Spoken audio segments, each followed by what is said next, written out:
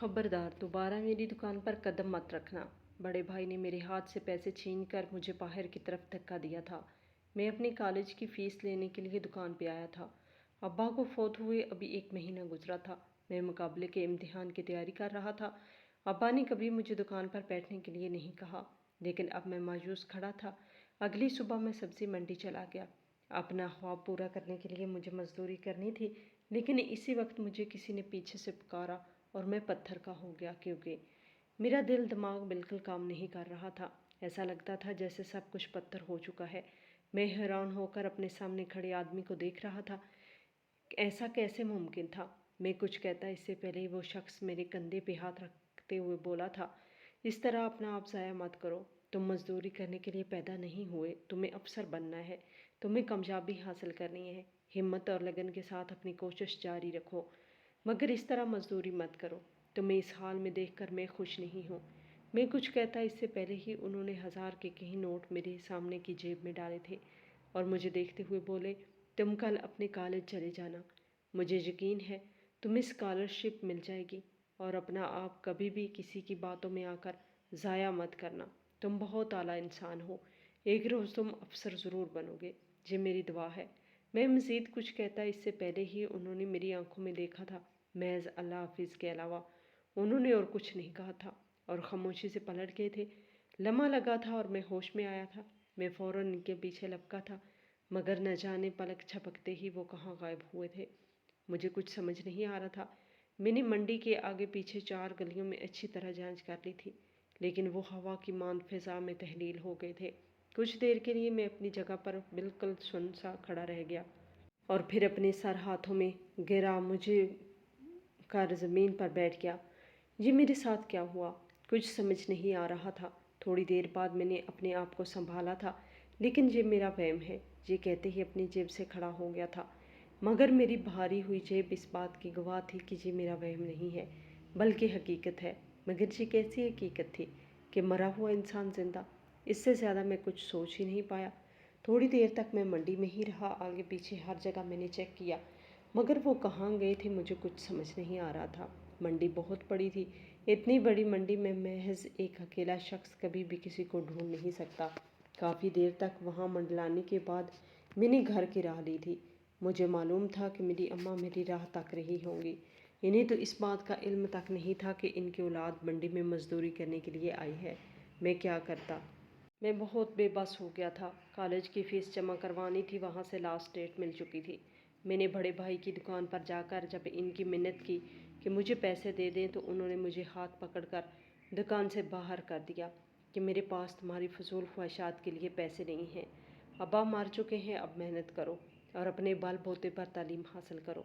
मैं घर का खर्च उठा रहा हूँ, यही काफ़ी है। इनके ये जुमले मेरी रूह को ज़ख्मी कर चुके थे, मगर मैं खामोश रहा था। इनकी बात गलत नहीं थी। गैस, बिजली का बिल, घर का राशन, ऊपरी मालूमात सब वो अपनी दुकान से हल कर रहे थे। अगर इस दौरान मैं भी अपनी फ़ीस का मसला लेकर इनके सर पर नाज़ल हो जाता, यकीनन इनके लिए परेशानी हुई ही थी। इसीलिए मैंने सारी रात एक ही बात का फ़ैसला किया कि मैं भी थोड़ी मजदूरी करूँगा और पैसे जमा करके कॉलेज फ़ीस जमा करवाऊँगा, ताकि इम्तिहानात के वक्त मुझे बिल्कुल भी परेशानी का सामना ना करना पड़े। मगर इस वाक़ये ने मेरे रोंगटे खड़े कर दिए थे। मेरा दिल दिमाग बिल्कुल काम नहीं कर रहा था। एक लम्हे के लिए दिल किया कि भाई की दुकान पर जाकर इन्हें इस सारे मामले से आगाह करता हूँ, मगर मुझे मालूम था भाई कभी भी मेरी बात पे यकीन नहीं करेंगे, बल्कि वो उल्टा मुझ पे ही बरस पड़े कि तुम फिर मेरी दुकान पर अपने मनहूस शक्ल लेकर आ गए हो, दफ़ा हो जो यहाँ से। कल भी उन्होंने इसी तरह सबके दरमियान मेरी इंसल्ट की थी। मैं इंसान हूँ, ज़्यादा बेइज्जती बर्दाश्त करने की हिम्मत मुझ में नहीं थी। मैं सीधा घर आ गया था। मेरे सोचने के बिल्कुल ठीक मुताबिक अम्मा चारपाई पर बैठी मेरी ही राह तक रही थी। मुझे देखते ही वो अपनी जगह से खड़ी हो गई थी और मेरे माथे पर प्यार करते हुए बोली, मेरा बेटा कहाँ चला गया था? तुम्हारी माँ इद्दत में है, कम अज़ कम मेरी परेशानी का तो ख्याल करो, मेरे पास पास रहा करो। हर वक्त मुझे तुम्हारी फ़िक्र सताती रहती है। तुम्हारा बड़ा भाई तो दुकान पर होता है, मगर तुम आगे पीछे होकर मेरी जान हलक में अटका देते हो। तुम्हें मालूम है ना, तुम्हारे अब्बा के बाद मेरा दिल कितना छोटा हो गया है। इनकी बात सुनकर मैंने सर को हल्की सी झनकती माँ को लेकर चारपाई पर बैठ गया। فی الحال میں نے انہیں دوست کے گھر کا بول کر خاموش کروا دیا تھا، مگر میرا دماغ منڈی میں ہی لگا ہوا تھا۔ دل دماغ ایسا تھا جیسے ابھی پھٹ جائے گا۔ کچھ تھا جو ہم سب پیچھے چھوڑ رہے تھے۔ پوری رات میں اسی کشمکش میں رہا تھا۔ کئی بار میں نے اماں اور بھائی کے کمرے کی طرف قدم بڑھائے، مگر ہر بار میرے دل میں ایک ہی خیال آتا کہ یہ دونوں کبھی بھی میری بات پر یقین نہیں کریں گے، بلکہ الٹا مجھے ہی باتیں سنائیں گے کہ تم منڈی گئے کیوں؟ تمہیں ایسی کون سی آگ لگی ہے؟ بھائی تو سیدھا سیدھا مارے گا۔ یہ ایک ہی خوف تھا، مجھے اتنا بڑا سچ چھپانے پر آمادہ کر رہا تھا۔ اگلی صبح کا سورج پوری آب و تاب سے روشن ہوا تھا۔ فیس کے پیسے مجھے مل چکے تھے۔ میرا ارادہ اب کالج جانے کا ہی تھا۔ یونیفارم زیب تن کر کے میں باہر آیا تو اماں مجھے دیکھتے ہوئے بولی، میرا شہزادہ بیٹا کالج جا رہا ہے؟ کب سے بول رہی تھی تم سے کہ چلو امتحان ہونے والے ہیں، بے وجہ تم نے اتنی چھٹیاں کی۔ جبکہ میں خاموشی سے ان کے پاس بیٹھ گیا تھا۔ وہ میری طرف ناشتہ بڑھاتے ہوئے بولی، بھائی نے فیس دی ہے؟ ان کی یہ بات سن کر میں نے ضبط سے مٹھیاں بھیجی تھی اور سر نفی میں ہلاتے ہوئے بولا، فی الحال میں نے اپنے دوست کے ابو سے ادھار لے لیے ہیں۔ ابھی میں جاب تلاش کر رہا ہوں، جیسے ہی جاب مل جائے گی میں انہیں واپس کر دوں گا۔ میں مزید کچھ کہتا اس سے پہلے ہی بھائی کی آواز سنائی دی تھی، کس کو گا کر سنا رہے ہو تم؟ ہاں، میں نے تمہارا ٹھیکہ نہیں اٹھایا ہوا، میں صرف اماں کو پال سکتا ہوں۔ تم اپنے بل بوتے پہ کھڑے ہو جاؤ، تمہاری بھابھی کے بھی 100 کام ہوتے ہیں۔ کب تک میں تمہاری ذمہ داری اپنے سر لوں گا؟ حد ہوتی ہے، کس طرح سنا رہے ہو؟ بیٹھ کر جبکہ ان کی بات سن کر میں نے خاموشی اختیار کر لی تھی۔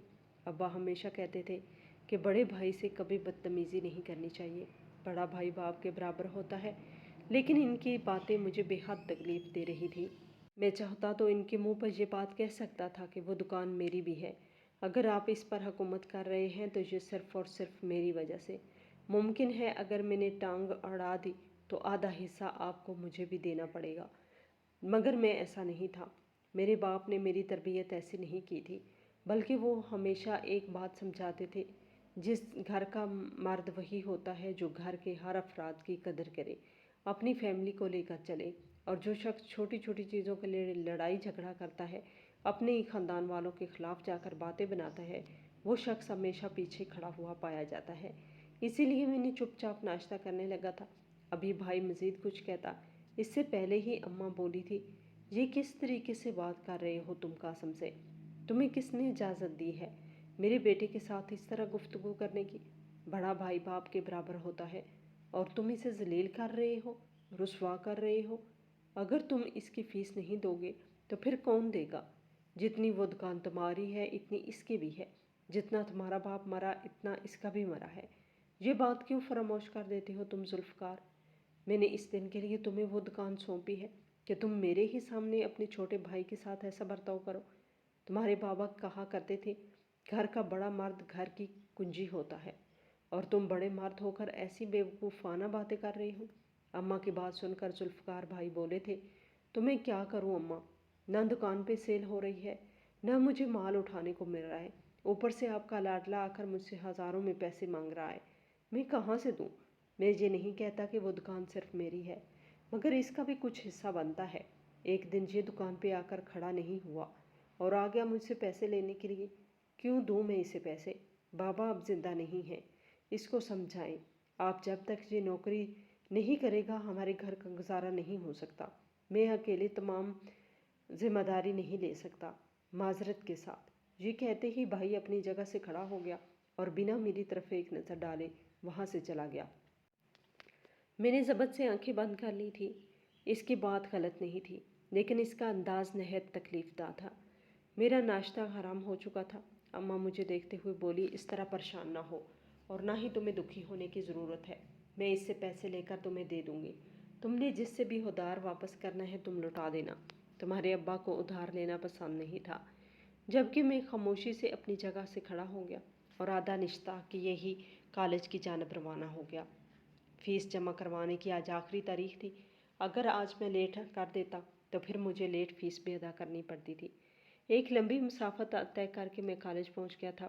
فیس جمع کروا کے میں نے اپنا رخ کلاس کی طرف کیا تھا، مگر دل دماغ بے حد بے سکون تھا۔ ایک عجیب سی بے چینی پورے وجود میں سرایت کر رہی تھی۔ جو منظر میں نے اپنی آنکھوں سے دیکھا تھا وہ مجھے چین نہیں لینے دے رہا تھا۔ बार बार एक ही चीज़ मेरी नज़रों के सामने आई जा रही थी। अगर वो मेरा ख्याल था तो फिर वो पैसे कैसे मेरे पास आए? यही चीज़ मुझे एक लम्हे भी सुकून नहीं लेने दे रही थी। मैं खामोशी से जाकर आखिरी बेंच पर बैठ गया था। अभी थोड़ी ही देर गुजरी थी जब अचानक एक लड़का क्लास में दाखिल हुआ और सीधा मेरे पास आया। मैं कुछ कहता इससे पहले ही वो मुझे देखते हुए बोला था, तुम्हें प्रिंसिपल ऑफिस में बुलाया जा रहा है। मैं अपनी जगह से खड़ा हो गया था और इसको देखते हुए बोला, क्यों बुला रहे हैं मुझे? नाम वगैरह ठीक तरीके से पूछ कर आए हो ना? इसने सर को हल्की सी जनश दी थी और मेरे कंधे पर हाथ रखते हुए बोला, अल्लाह तुम्हें सब्र दे। तुम्हारे बाबा का सुना था मैंने। तुम्हारे बाबा के जनाजे पर पहुंच नहीं पाया, इसके लिए माजरत, मगर अल्लाह इनके दर्जात को बुलंद करे। तुम्हारा नाम कासम है ना? मैंने सर को हल्की सी जनश दी। वो मुझे देखते हुए मज़ीद बोला, हाँ तुम्हें ही प्रिंसिपल सर ने बुलाया है, एक दफ़ा आकर इनसे मुलाकात कर लो। मैंने सर को हिलाया और खामोशी से बाहर की तरफ बढ़ गया। जितने उत्सुक से इनकी बात सुनी की थी, इस बात से ज़ाहिर हो चुका था कि मुझे ही बुलाया गया है, मगर क्यों, इस बात का मुझे हरगिज़ इल्म नहीं था। मैं ऑफिस रूम में दाखिल हुआ तो मुझे देखकर प्रिंसिपल अपनी जगह से खड़े हो गए। बाकायदा तौर पर उन्होंने आकर मुझे गले से लगाया था और मेरा कंधा थपकते हुए बोले, तुम बहुत हिम्मत वाले हो कासम, जो तुमने अपनी पढ़ाई नहीं छोड़ी। बहुत अच्छा किया। कुछ वक्त बाद इम्तिहानात हैं और फिर तुम्हें आगे CSS इम्तिहान की भी तैयारी करनी है। आओ इधर बैठो मेरे पास। उन्होंने मुझे अपने साथ सोफे पर बैठाया था और मेरे बराबर ही बैठते हुए बोले, तुम्हारे बाबा ने कभी तुमसे जिक्र नहीं किया होगा, मगर मैं तुम्हारे बाप का बहुत गहरा दोस्त हूँ। तुम्हें किसी भी किस्म का फेवर नहीं देना चाहता था, इसीलिए मैंने कभी तुम्हें ये नहीं बताया कि मैं कौन हूँ, मगर शायद कुदरत कुछ और ही चाहती थी। मुझे मालूम हुआ है कि तुम्हारा भाई एक मामूली करियाना स्टोर चला रहा है। तुम्हारे बाप की हिजाब की वजह से तुम तालीम हासिल कर रहे थे। अब हो सकता है तुम भी मजदूरी करो, मगर बेटा जिस मकाम पर तुम खड़े हो, इस वक्त तुम्हें सिर्फ और सिर्फ पढ़ाई करनी है। तुम मेरे कॉलेज के सबसे बेहतरीन तालिब इल्म हो। मेरी तुमसे बहुत उम्मीदें हैं, इसीलिए मैंने फ़ैसला किया है कि मैं कॉलेज फंड से तुम्हें स्कॉलरशिप दूंगा, जिसकी बदौलत तुम आगे जाओगे, CSS पास करोगे और हमारे मुल्क और हमारे कॉलेज का नाम रोशन करोगे। क्या तुम्हें कोई एतराज़ है? मैं इन्हें बेयकीन नज़रों से देख रहा था। मुझे ऐसा लगता था जैसे किसी ने तपती धूप से बचाकर साए में खड़ा कर दिया हो। मैं खामोश नज़रों से इन्हें देखता जा रहा था। वो मज़ीद बोले, तुम्हारे तमाम कागजात पूरे कर दिए गए हैं, तुम्हें किसी भी किस्म की परेशानी नहीं होगी। अगर मुझे यहाँ से ट्रांसफ़र भी मिल गया तब भी तुम्हें बाकायदगी से फ़ीस के पैसे, यूनिफॉर्म के पैसे, किताबों के पैसे, हर एक चीज़ फराहम की जाएगी। इस बात का वादा मैं करता हूँ, मगर तुम पढ़ाई बीच में छोड़ के मत जाना। तुम्हारे बाप की ख्वाहिश थी कि तुम अफसर बनो और तुमने अफसर बनना है। बस अब तुम्हारे ऊपर है कि तुम किस तरह अपनी तालीम को लेकर चलते हो। अगर तुमने किसी भी तरह का धोखा अपने पढ़ाई के साथ किया तो स्वाय पछतावे की सारी ज़िंदगी तुम्हारे नसीब में कुछ नहीं आएगा।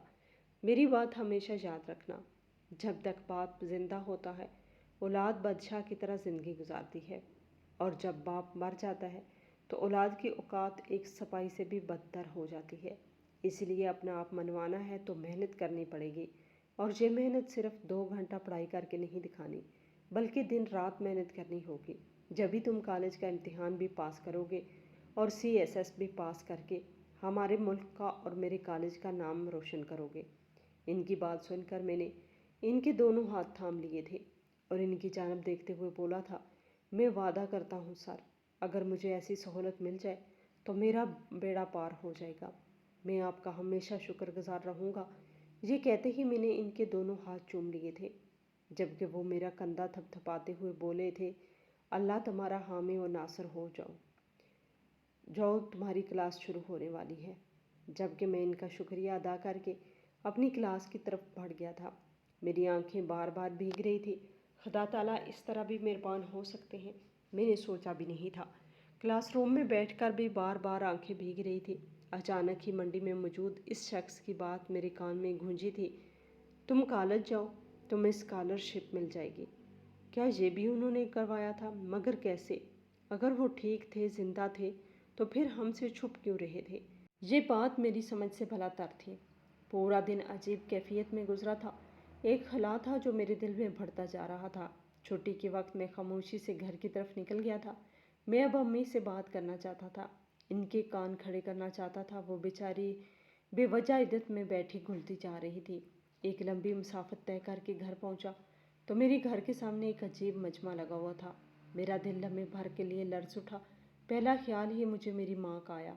मैं दीवाना वार अपने घर की तरफ बढ़ा, लेकिन जैसे ही घर में दाखिल हुआ, सामने का मंजर देखकर मेरा वजूद ढीला पड़ गया। ऐसा लगता था जैसे कदमों से जान निकल गई हो। मैं पूरे कद से ज़मीन बोस हुआ था। सामने मेरी माँ का जनाजा रखा हुआ था। ऐसा लगता था जिससे ज़िंदगी रेत की मांद हथेली से फिसल गई हो। मेरे भाई सर पर हाथ रखे अम्मा के जनाजे के पास बैठा ज़ारो कतार रो रहा था, जबकि मैं ऐसा हो गया था जिससे अभी ख़त्म हो जाऊंगा। महल्ले के ही आदमियों ने मुझे संभाला था, मगर मैं सब कुछ छोड़कर अम्मा की तरफ बढ़ा था। इनका चेहरा थाम कर मैं तड़प के रोया था। अम्मा, होश करो, क्या हो गया है? आपको इस तरह अपनी औलाद को छोड़कर नहीं जा सकती। मुझे आपको खुशखबरी देनी थी। आपके लाडले को स्कॉलरशिप मिल गई है। मैं अब अफसर बनूंगा। अम्मी, आप कहाँ चली गई हैं? मगर मेरी माँ नहीं उठी थी। कुछ देर बाद ही हम अम्मी को लेकर कब्रिस्तान की तरफ बढ़ गए थे। ये कैसा अजाब हम पर नाज़िल हुआ था। पहले अब्बा, फिर अम्मा। मेरा दिल दिमाग बिल्कुल काम नहीं कर रहा था। अम्मा को कब्र में उतारते वक्त भी मेरा दिल फटने के करीब आ गया था। ये वक्त एक औलाद के लिए बहुत ही बदतरीन होता है। मुझे कुछ समझ नहीं आ रहा था कि ये हो क्या रहा है। आंखों के सामने धुंध छा रही थी। दिल ऐसा लगता था जैसे कोई मुट्ठी में लेकर मसल रहा हो। अम्मा की तदफीन के बाद भी मैं कई घंटे कब्र के पास बैठा रहा था। दिल फटने के करीब आ गया था। मैं अपनी कैफियत किसी को समझा नहीं पा रहा था। बस हैरान नज़रों से अम्मा की कब्र को देखता जा रहा था। भाई ने अचानक मेरे कंधे पे हाथ रखा था। मैं कुछ कहता इससे पहले ही वो मेरे गले से लग गया था। ऐसा लगता था जिससे इस बार किसी ने मेरे जिस्म में जान फूंकी हो। वो मेरा वजूद सहलाते हुए बोला था, छोटे, हिम्मत कर, इस तरह टूट जाएगा तो मुझे कौन हौसला देगा। अम्मा कहती थी, मैं घर का बड़ा मर्द हूँ, लेकिन तू हमेशा घर के बड़े मर्द का काम अंजाम देता था। खड़ा हो, घर चलते हैं। जबकि मैं सर नफ़ी में हिलाते हुए बोला था, नहीं भाई, मुझे कहीं नहीं जाना, मैं यहीं ठीक हूँ। मुझे मालूम है अम्मा मुझे पकारेंगी। अगर इन्हें किसी चीज़ की ज़रूरत महसूस हुई तब मैं क्या करूँगा?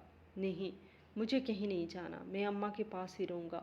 मगर वो ज़बरदस्ती मुझे उठाकर घर ले आए थे। मेरा दिल बिल्कुल वीरान हो चुका था। ऐसा लगता था जैसे ज़िंदगी से खुशी गारत हो चुकी हो। मैं अब थक चुका था। मैंने फैसला कर लिया था कि मैं भाई को सब कुछ बताऊंगा। मैं इसके कमरे की तरफ बढ़ा था। दरवाजे पे दस्तक दी तो भाभी ने दरवाज़ा खोला था। मैं इनकी जानब देखते हुए बोला, भाई कमरे में है। उन्होंने सर को हल्की सी जमश दी तो मैं अंदर दाखिल हो गया। सामने ही वो बिस्तर पर आंखें मूंदे लेटे थे। मैं इनके पास जाकर बैठ गया था। मेरी मौजूदगी में बातें की। वो आंखें खोल चुके थे। इन्हें शदीद बुखार हो रहा था। मैं कुछ कहता इससे पहले ही बोले, मुझे माफ़ कर दे छोटे, मैं खुद को माफ़ नहीं कर पा रहा। मेरी वजह से अम्मा मार गई। वो हम दोनों को छोड़ के चली गई, सिर्फ मेरी खुदगर्जी की वजह से। अगर मैं तुम्हें पैसे दे देता और इस दिन बेवजह अम्मा के सामने तुम्हें नहीं लताड़ता तो आज हमारी माँ हमारे दरमियान होती। मुझे माफ़ कर दे। सब चीज़ों का कसूरवार मैं ही हूँ। मुझे मरना चाहिए था। मेरी मम्मा क्यों चली गई? जबकि मैंने इनके लबों पर हाथ रख दिया था और सर नफ़ी में हिलाते हुए बोला, ऐसा नहीं कहते भाई, ज़िंदगी मौत अल्लाह के हाथ में है। मैं और तुम भला कौन होते हैं इसके काम में मुदाखलत करने वाले? आप खड़े हों, मुझे आपको एक बात बतानी है। मेरी बात सुनकर वो सहारा लेकर बेड से टेक लगाए बैठ गए थे और फिर मैंने धीरे धीरे इन्हें मंडी में हुए इस वाक़े के बारे में आगाह कर दिया था। जबकि वो यकदम अपनी जगह से खड़े होते हुए बोले, तुम्हें मालूम है तुम क्या बोल रहे हो? तुम बोल रहे हो कि बापा जिंदा है, मगर कैसे? इन्हें हम खुद अपने हाथों से कब्र में उतार कर आए थे। तुम्हें कोई गलत फहमी हुई है। जबकि मैं सर नफ़ी में हिलाते हुए बोला, नहीं भाई, कैसे गलत फहमी हो सकती है? उन्होंने मेरी जेब में पैसे डाले, 2 मिनट मुझसे बात की, मुझे हौसला दिया और फिर गायब हो गए। मैंने चारों जानब चक्कर लगाया मगर वो कहीं नहीं थे। मैं क्या करूं, मुझे कुछ समझ नहीं आ रहा। मेरी बात सुनकर जुल्फ़कार भाई बोले थे, मुझे वहीं ले चलो, हम दोनों वहां जाते हैं, मालूम करते हैं, कुछ तो पता चलेगा। ऐसे कैसे बाबा हमारे साथ इतना बड़ा धोखा कर सकते हैं? اگر وہ زندہ ہے تو پھر انہوں نے ہمارے ساتھ مرنے کا ناٹک کیوں کیا؟ ان کے اس ناٹک کی وجہ سے ہم نے اپنی ماں کھو دی۔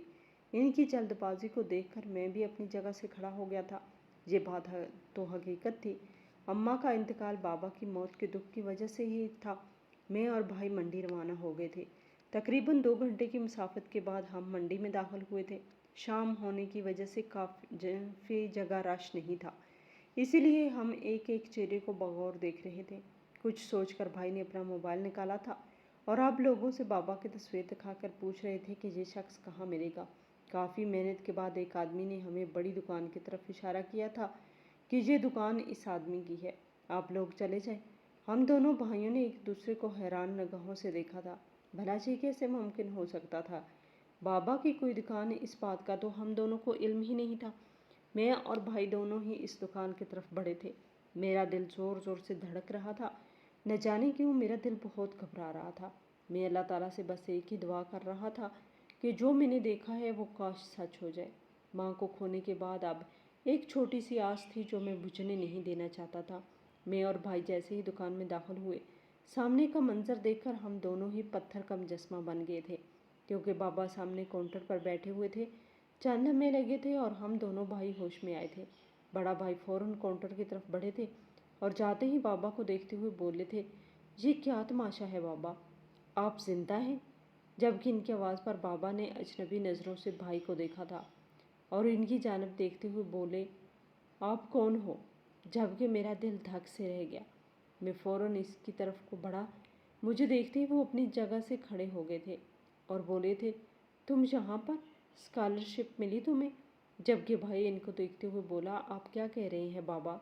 یہاں آپ کو معلوم ہے آپ کی موت کا صدمہ لے کر امی کا انتقال ہو گیا ہے، ہم سب کو چھوڑ کر چلی گئی۔ اگر آپ زندہ تھے تو آپ نے ہم سے جھوٹ کیوں بولا؟ وہ ایک دم غصے میں آ گئے، جبکہ بابا بھائی کو سنجیدگی سے دیکھتے ہوئے بولے، مجھے تمہاری ماں کا سن کر افسوس ہوا، لیکن جیسا تم سوچ رہے ہو ویسا نہیں ہے۔ میں تمہارا باپ نہیں بلکہ اس کا بھائی ہوں۔ ان کی بات سن کر ہم دونوں جھٹکے کی ضد میں آ گئے تھے۔ وہ ہم دونوں کو دیکھتے ہوئے مزید بولے، تمہارے باپ کا نام رفیق احمد تھا اور میرا نام سلمان احمد ہے۔ بے شک ہم دونوں سگے بھائی ہیں، مگر ایک دوسرے سے نہیں ملتے۔ 1-2 بار وہ میرے پاس آیا تھا اور اس نے اپنے چھوٹے بیٹے کا ہمیشہ ذکر کیا تھا۔ اس کا کہنا تھا کہ وہ اسے افسر بنانا چاہتا ہے، اسی لیے میں نے اس کی مدد کی تھی، مگر مجھے یہ معلوم نہیں تھا کہ تم اپنے بڑے بھائی کو لے کر آ جاؤ گے۔ خیر اللہ تم دونوں کو صبر عطا کرے۔ جبکہ ہم دونوں کو ابھی بھی یقین نہیں آیا تھا وہ جھوٹ بول رہے تھے، مگر جب ان کا برتھ مارک دیکھا گیا تو واقعی وہ سچ بول رہے تھے۔ وہ بابا کے جڑواں بھائی تھے۔ ان دونوں کی آپس میں کبھی نہیں بنتی تھی۔ خاندان سے سلمان چاچو ہمیشہ دور رہتے تھے۔ اکثر بابا اپنے بھائی کا ذکر کرتے تھے، لیکن کبھی ہماری ملاقات ان سے نہیں کروائی تھی۔ میری غلط فہمی نے ہمیں بہت مایوس کیا تھا۔ گھر آ کر میں خوب رویا تھا۔ ایک ہی تو امید تھی جو آج بجھ گئی تھی، مگر میرے بھائی نے مجھے سنبھال لیا تھا۔ کہتے ہیں نا، جب رشتے ختم ہونا شروع ہو جائے تو چند رشتے جو نفرت کرنے لگتے ہیں وہ بھی آپ کی قدر کرنا شروع کر دیتے ہیں، اور ایسا ہی میرے ساتھ بھی ہوا تھا۔ بھائی نے کہا تھا کہ وہ میری پڑھائی کا پورا خرچ برداشت کریں گے، مگر اب مجھے پیسوں کی ضرورت نہیں تھی۔ وقت دھیرے دھیرے گزرتا جا رہا تھا۔ میں نے کالج پاس کر لیا تھا اور اب CSS کی تیاری کر رہا تھا۔ میرے بھائی نے مجھے فل سپورٹ کیا تھا، اور کہتے ہیں نا، جب گھر کا ساتھ مل جائے تو اللہ بھی آپ کا ساتھ ضرور دیتا ہے۔ پہلے باپ کا مر جانا، پھر ماں کا مر جانا، دکھ پہ دکھ ملے تھے، اور پھر کئی سال بعد اللہ نے ہمارے گھر میں بھی خوشیاں بکھیر دی۔ میرے بھائی کو اللہ نے ایک ساتھ 2 جڑواں بیٹے عطا کیے تھے اور مجھے اچھے نمبر سے پاس کروایا تھا۔ میں نے مقابلہ پاس کر لیا تھا اور اب افسر بن گیا تھا۔ میری پوسٹنگ اسلام آباد میں ہوئی تھی۔ بھائی مجھے شادی کے لیے فورس کر رہے تھے، مگر دل میں اب کوئی چاہ ہی باقی نہیں تھی۔ میری ماں کو بہت خواہش تھی کہ وہ اپنی زندگی میں اپنے دونوں بیٹوں کی شادی کر سکے، مگر میں اس وقت چھوٹا تھا، بھلا میں کیسے ان کی خواہش پوری کرتا۔ جب بھی میں شادی کا سوچتا ہوں تو مجھے میری ماں یاد آ جاتی ہے۔ سلمان چاچو اکثر ہم سے ملنے کے لیے آتے رہتے ہیں۔ ان کی شکل دیکھ کر ایک عجیب سکون سا محسوس ہوتا ہے جو ہم لفظوں میں بیان نہیں کر سکتے۔ زندگی سے میں نے صرف ایک سبق سیکھا ہے، آنکھوں دیکھا سچ نہیں ہوتا اور خون کے رشتے کبھی جدا نہیں ہوتے۔ آپ ایک وقت میں ایک دوسرے کے خلاف ضرور ہو سکتے ہیں، ایک دوسرے کو چھوڑ نہیں سکتے۔ اللہ تعالیٰ نے کون میں ایسی کشش رکھی ہے کہ برے وقت میں ہر اپنا برابر میں آ کر لازمی کھڑا ہو جاتا ہے۔ بے شک میرا رب بہت مہربان ہے۔ اچھے رشتے یا تعلق بارش کی طرح نہیں ہوتے کہ برسنے کے بعد ختم ہو جائے، بلکہ ہوا کی طرح ہوتے ہیں، خاموش مگر ہمیشہ آپ کے آس پاس۔ دنیا کا سب سے خوبصورت پھول ہمارے اپنوں کی محبت کا ہوتا ہے۔ اپنے صرف وہی نہیں ہوتے جو خون کے رشتے میں ہوں، بلکہ اپنے تو وہ سب ہوتے ہیں جن کو آپ کا احساس اور خیال ہو۔ ایسے نفیس لوگ خوشبو کی طرح ہوتے ہیں، ساتھ نہیں ہوتے، پاس نہیں ہوتے، نظر نہیں آتے، لیکن ان کی چاہت و خلوص عمر بھر ذہن میں مہکتی رہتی ہے۔ رشتے وہی خوبصورت ہوتے ہیں جن میں احساس کا جذبہ ہو، کیونکہ ہمدردی تو ہر کوئی کرتا ہے مگر احساس کوئی کوئی کرتا ہے، اور یہ احساس لفظوں سے ظاہر نہیں ہوتا بلکہ انسانوں کے رویے اور برتاؤ سے پتہ چلتا ہے کہ وہ آپ کے ساتھ کتنے مخلص ہیں۔ کچھ رشتے اللہ خود ختم کر دیتا ہے تاکہ ہماری زندگی خراب نہ ہو، اور بے شک اللہ جو کرتا ہے بہتر کرتا ہے۔ اللہ کی عطاؤں پر الحمدللہ کہا کرے، بے شک قرآن بھی الحمدللہ سے ہی شروع ہوتا ہے۔ ہماری آج کی کہانی آپ کو کیسی لگی؟ کمنٹ باکس میں اپنی رائے کا اظہار ضرور کریں، اور مزید اس طرح کی سبق آموز کہانیاں سننے کے لیے ہماری ویڈیو کو لائک کریں، شیئر کریں اور ہمارے چینل کو سبسکرائب کریں۔